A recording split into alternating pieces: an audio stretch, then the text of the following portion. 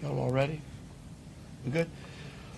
All right, well, good morning. I first want to start off by reminding the citizens of Louisiana that as you travel around the state, you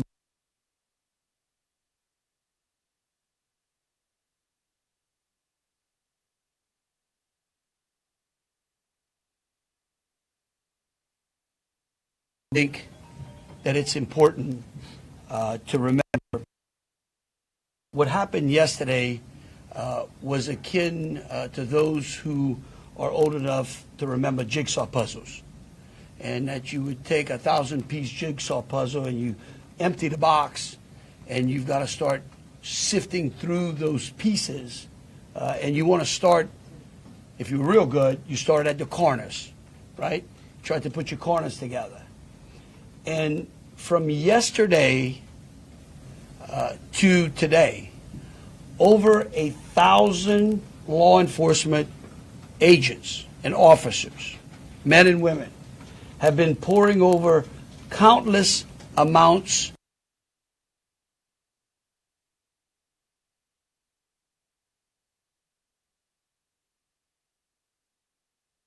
lead that came to us, whether it was the New Orleans Police Department, the Louisiana State Police, the FBI, or our other federal agencies. Also yesterday, I issued an emergency declaration. That declaration was meant to streamline resources and communications between state, local, and federal partners. And we're seeing the results of it. I also would like to remind everyone that what's going on in this city and this state is twofold. We've got an active criminal investigation going on, while we're also continuing to secure the city in preparation for 3 o'clock kickoff time for the Sugar Bowl. With that, I would also remind those who are in the city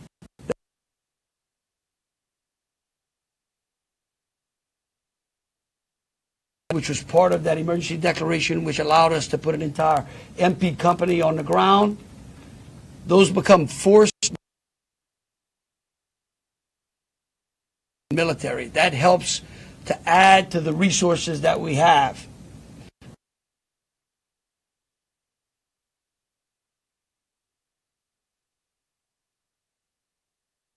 Affairs, our probation and parole, all state agencies. Any state agency who has post-certified officers are here in this city to help secure the city. And so with that, I would like to turn it over to Christopher Rea, who is the Deputy Assistant Director of the FBI's Counter Terrorism Division. Chris? Thank you, Governor Landry.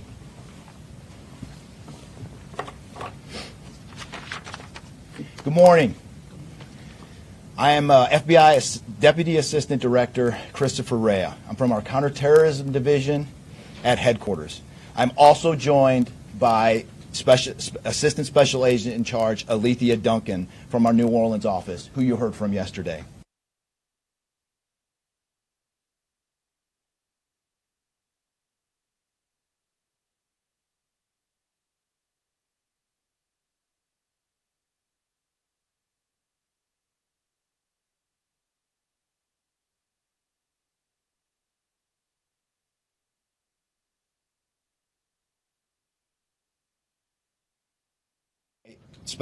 Assistant Special Agent in Charge Alethea Duncan from our New Orleans office, who you heard from yesterday.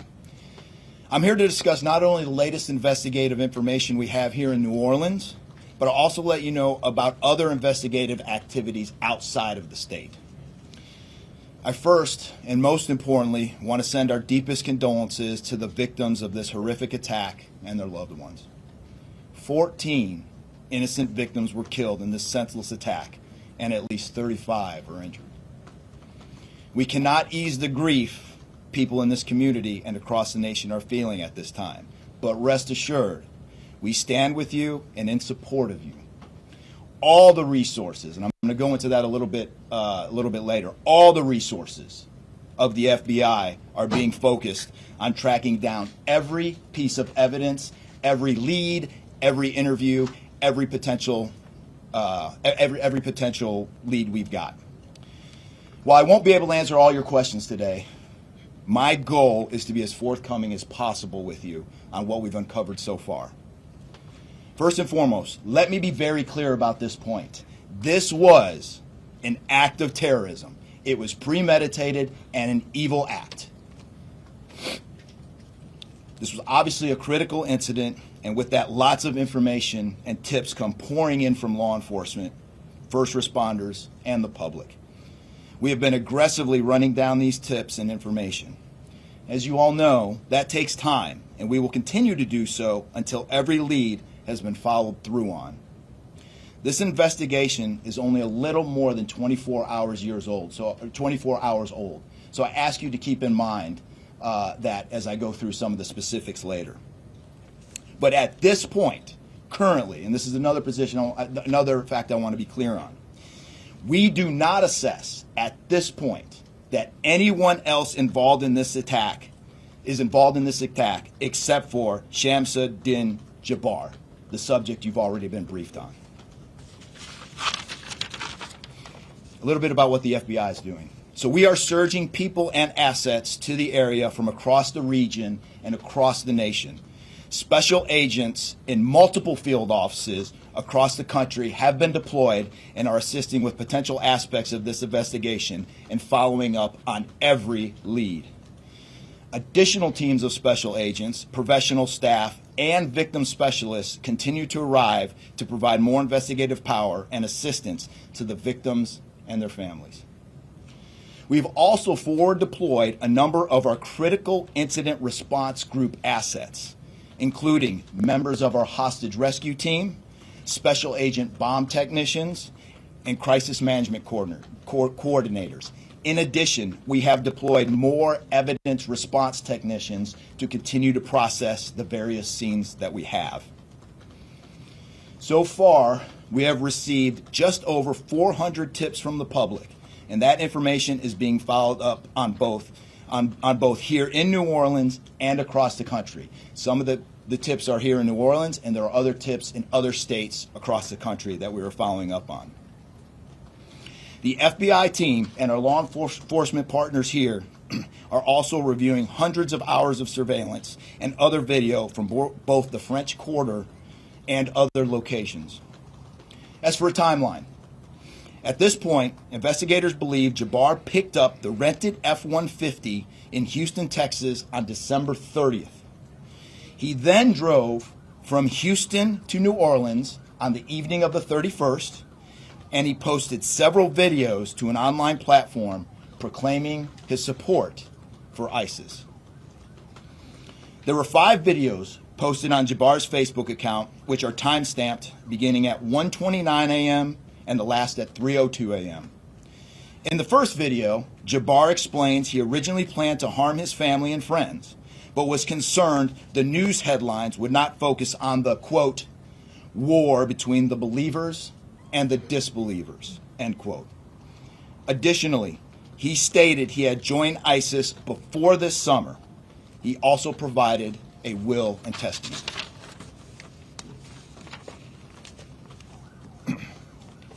FBI and ATF. FBI, we have a couple different scenes at the location. We have released the scene at Bourbon Street. That scene has been released. We also have a scene off of Mandeville address where we're currently searching that scene right now. FBI and ATF agents have secured that house, and that location is being searched for potential evidence. On New Year's morning, Jabbar opened fire after ramming through a blocked-off area of Bourbon Street, used his truck as a weapon to run over the victims. Teams of specially trained victim specialists, again, as I said, are on the ground here in New Orleans, assisting survivors of the attack and loved ones of the deceased. We do not believe the public is in any danger around any of these locations. 3 phones linked to Jabbar have been recovered, and digital media exploitation is a priority to see what is on the devices and determine if there are any other potential leads. Additionally, we have recovered 2 laptops and are currently reviewing them for any potential leads. Those laptops were recovered at the Mandeville address. Evidence technicians will also be going over the F-150 truck Jabbar was driving. As you know, we recovered an ISIS flag from the back of the vehicle. Jabbar declared his support for the terrorist group on social media, as I stated before, as he made his way to New Orleans. FBI bomb technicians also recovered 2 IEDs in coolers, one from the cross-section of Bourbon and Orleans Street, and the second at an intersection approximately 2 blocks away. There were multiple reports of other devices. Those reports turned out to be misinformation or not actual functioning devices. Those are the only 2 devices that we've been able to recover that were functional. Both devices were rendered safe on scene. We did obtain surveillance footage showing Jabbar placing the devices where they were found. 2 other, as I said before, 2 other items of interest were determined not to be IEDs. A little bit about Jabbar. Jabbar himself was born in the United States and is a U.S. military veteran. We are looking in everything in his life. While we have interviewed many people who know Jabbar, we still need to talk to others. Whether you know Jabbar personally, worked with him, served in the military, or saw him in New Orleans or Texas, we need to talk to you. You may not think you have relevant information, but what you know could tie in to one of our investigative leads. Specifically, we want to talk to anyone who was in the French Quarter on New Year's Eve or early on New Year's Day. That includes people spotted near one of the 2 IEDs on Bourbon Street. The IED was inside a cooler, and many people stopped and looked at the cooler and then continued on their way. Let's be clear, again, we do not believe at this point these people are involved in this incident in any way. We want to speak to them as witnesses and want to know what they saw and when. I went down to the crime scene last night. It is very hard to put into words what it looked like and how difficult it was to see. Anyone with information can call us at 1-800-CALL-FBI or send digital tips to fbi.gov/Bourbon Street attack. Early this morning, evidence response teams finished their work at the crime scene. Bourbon Street has been turned over to the city of New Orleans. As you know, there's also an FBI investigation in Las Vegas. We are following up on all potential leads and not ruling everything out. However, at this point, there is no definitive link between the attack here in New Orleans and the one in Las Vegas. And again, I'll preface everything with what I started with in the beginning, which was this is very early in an investigation like this. Again, our thoughts and prayers are with the victims of this tragedy and everyone impacted across the country. They remain at the heart of our investigation. I also, although I've only been on the ground here a short time, I also want to express a sincere appreciation for our partners here, which include the U.S. Attorney's Office, HSI, ATF, the New Orleans PD, the Louisiana State Police, the Governor's Office, and countless others. At this point, I'm going to turn it over to the Special Agent in charge of ATF here, Josh Jackson.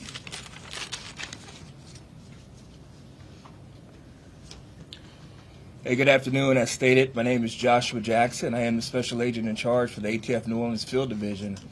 And ATF's primary mission is preventing, reducing, and solving violent crime throughout the United States and abroad. Solving part is the focus of this investigation. ATF resources that have been brought to bear to the city and to focus with our federal, state, and local partners have been our national response team.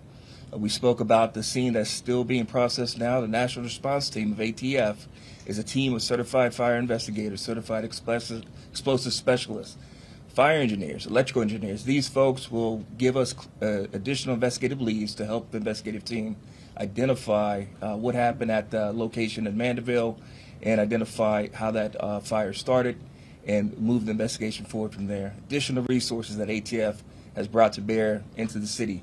There's our ATF Special Response Team. This is a tactical team capable of handling any sort of enforcement operation. This team is deployed, on set, and ready for the Sugar Bowl today. This team is also made available to the Louisiana State Police and also New Orleans Police Department to assist with any efforts that they may have during this period.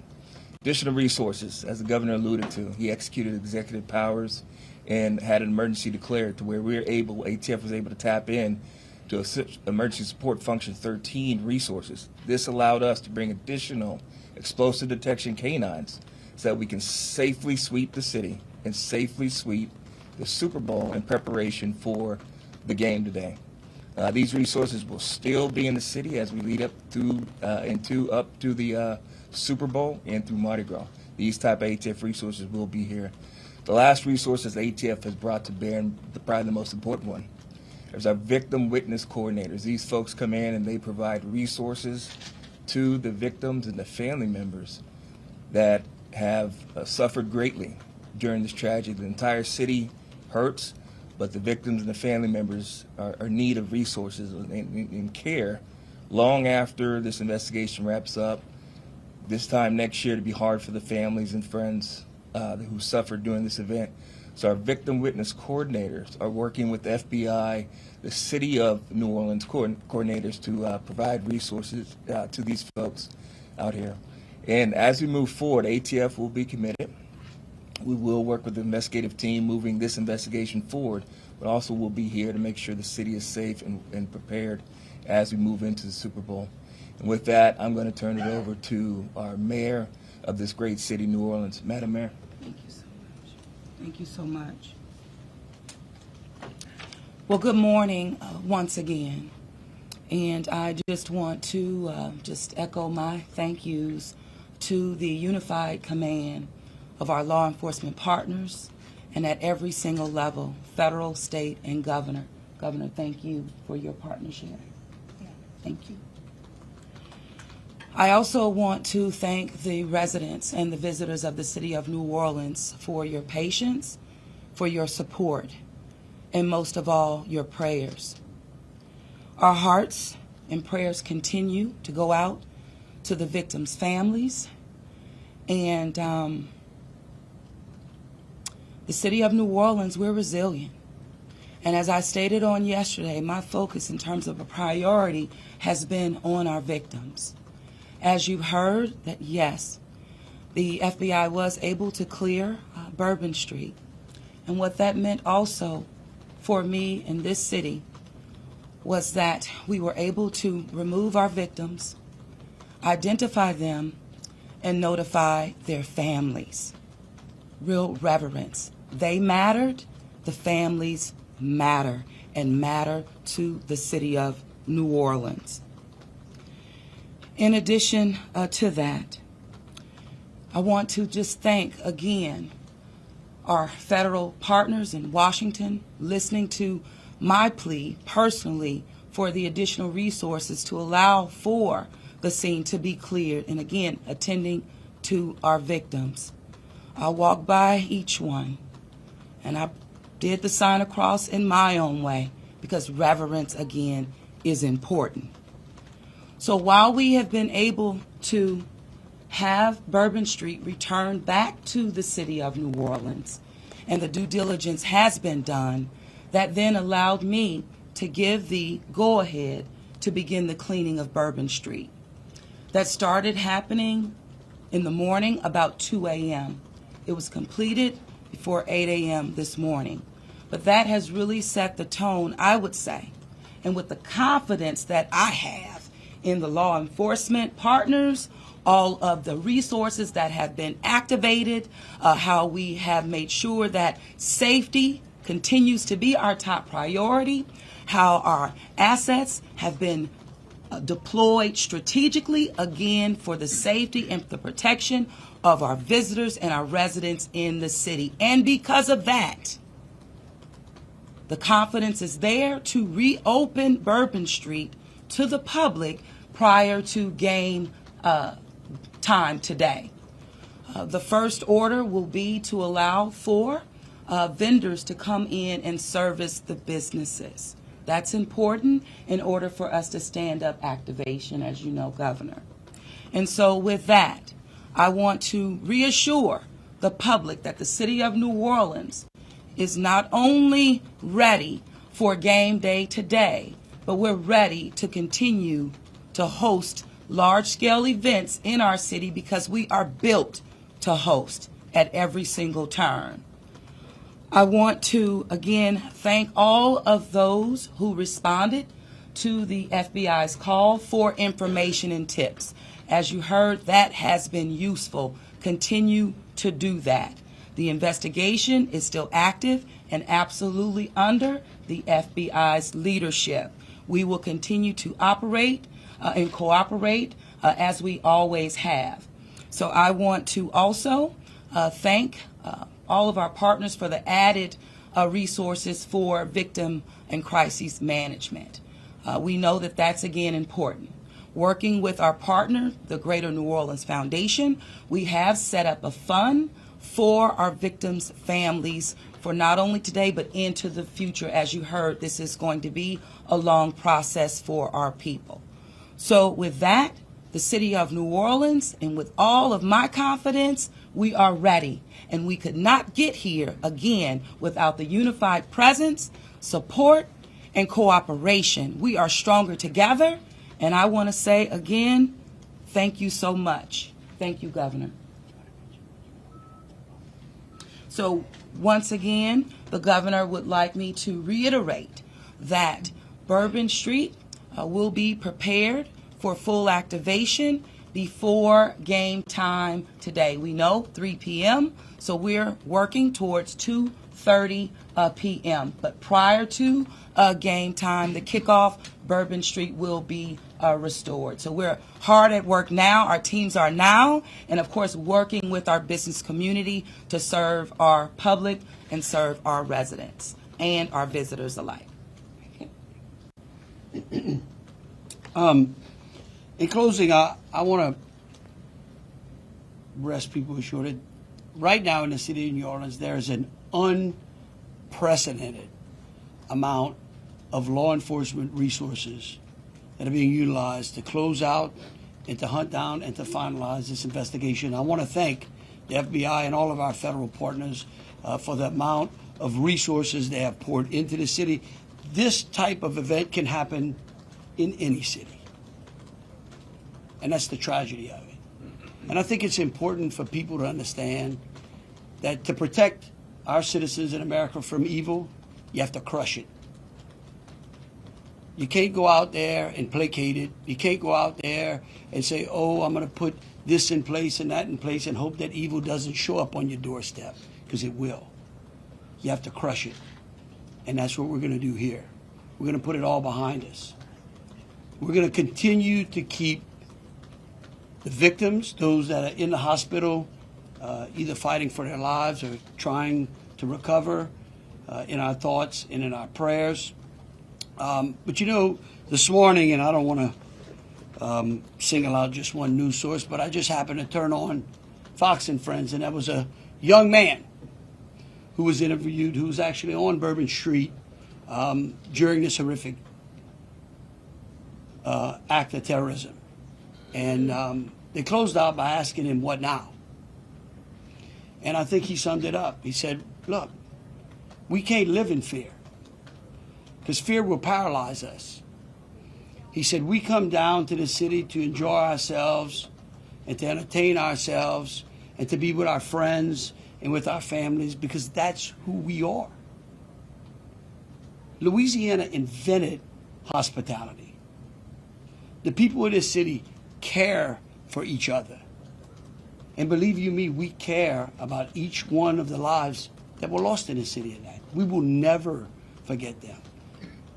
But it would be a tragedy if we let their losses be snuffed out because of fear. This city will be back.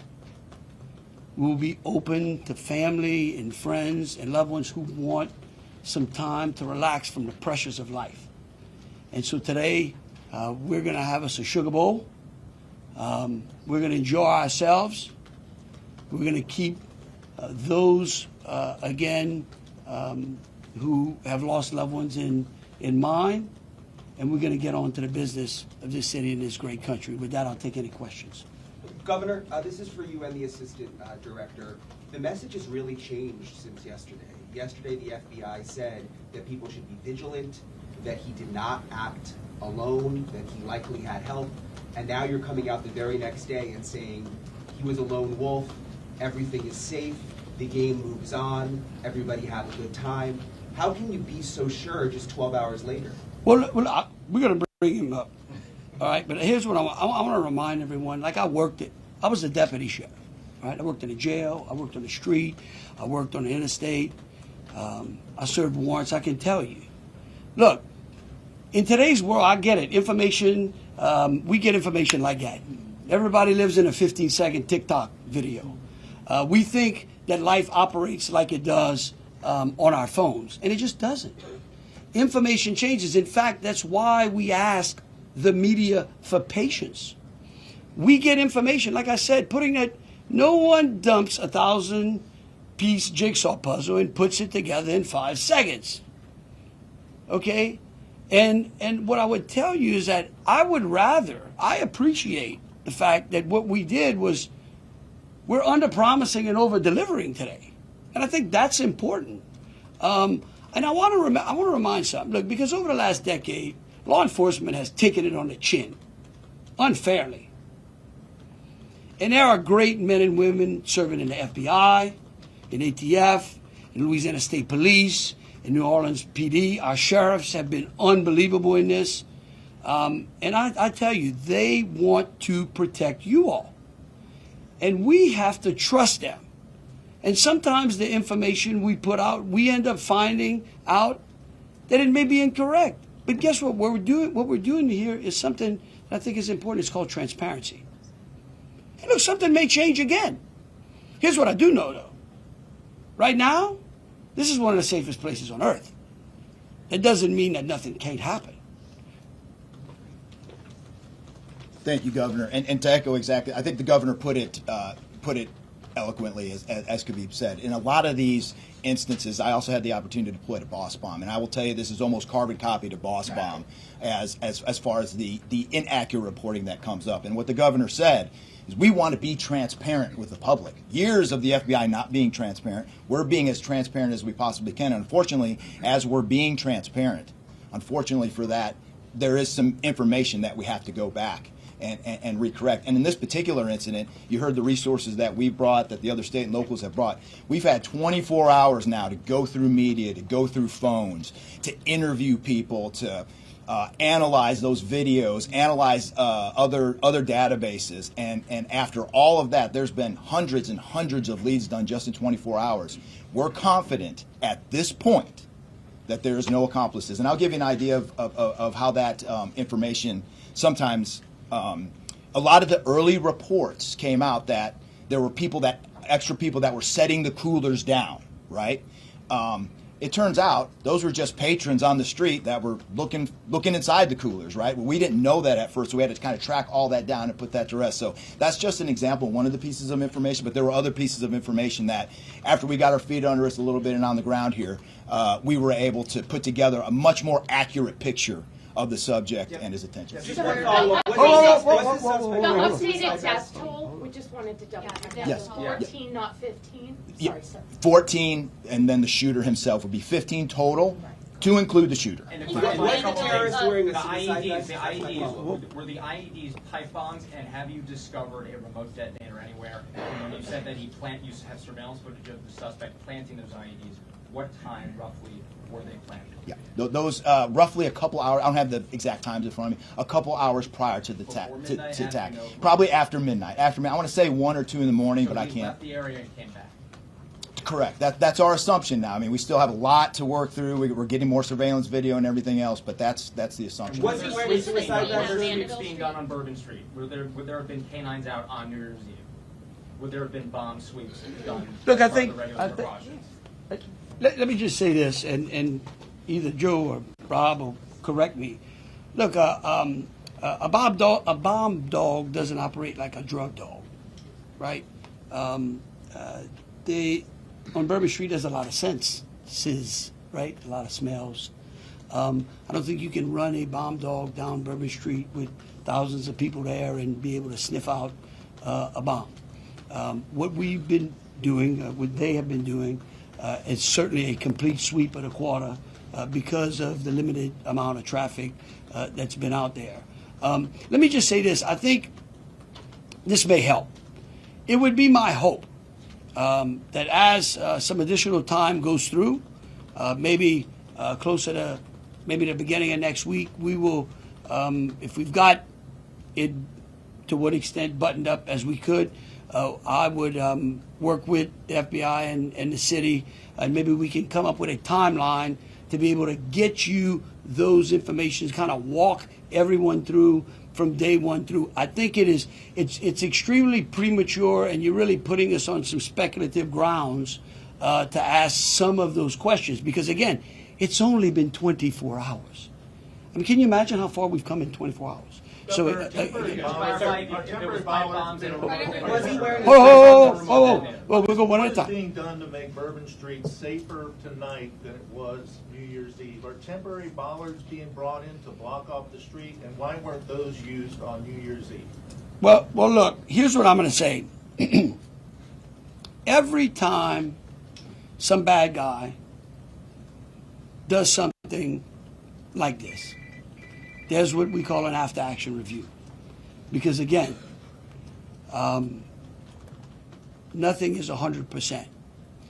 We have reinforced the area. We have deployed some additional types of assets. I personally, it's up to the city or other. I don't like to give specifics because I don't like to tell the enemy what we got. But I can tell you we're in better shape than we were before. We have time for two more questions. Director, can you speak to the Mandeville scene? Sit. Can you speak to the Mandeville scene? And then we'll go to you. Some neighbors at that site told us they smelled smoke early in the morning. Was there a fire there? Any kind of burning happening? Yeah, Do you great. still believe that fire happened after the suspect was killed? That's correct. Yeah, I'll move to 18. I do want to address the suicide vest question. I want to kill that one right away. Okay. There was no evidence that the subject was wearing a suicide vest at all. So I will turn the Mandeville stuff over to ATF. Yeah, as to the fire at the Mandeville scene, so our working theory now is that the fire started after Jabbar was already deceased. There's a lot of different ways that can happen. You could have different time devices. You could have a long cord that extended that time. You could also have pressure cookers that were put on top of the stove filled with gasoline, and then it went off. There's a lot of different ways to do it, but that is why our ATF National Response Team is here to answer those questions and get that investigative lead back to our team. So more to come on that. We're still processing that scene. We're out there right now. Are you able But to we assess what understand type of how he became radicalized over all of this time. What brought him to Bourbon Street? Do we understand, was there any international travel involved? What led him down this path to this sort of radicalization?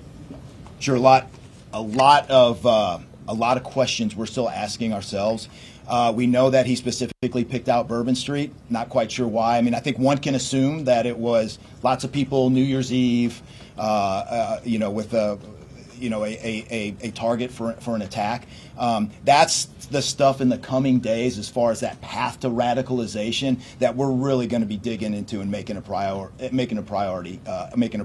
of. So what I can tell you right now is that he was 100% inspired by ISIS, and so we're digging through more of the social media, more interviews, working with some of our other partners to ascertain just how to ascertain a little bit more about that connection. We're gonna do one more. Kate. Right there.